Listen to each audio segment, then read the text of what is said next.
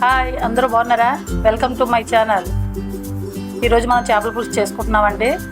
ముందుగా ఒక గిన్నె పెట్టుకొని దాంట్లో కొద్దిగా ఆయిల్ పోసుకున్నామండి. చేపల పులుసు సరిపడగా దాంట్లో ఉల్లిపాయలు పచ్చిమిర్చి వేసుకొని ఇది దూరగా వేయించుకున్నానండి.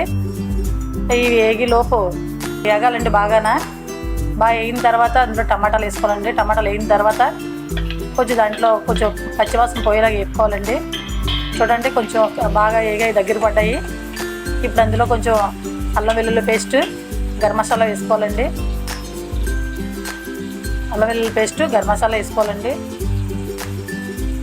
ఇవి బాగా పచ్చివాసన పోయేలాగా వేపుకోవాలండి. బాగా పచ్చివాసన పోయిన తర్వాత దాంట్లో ముందుగా కడిగి పెట్టుకున్న పసుపు అవి వేసి కడిగి పెట్టుకున్నానండి.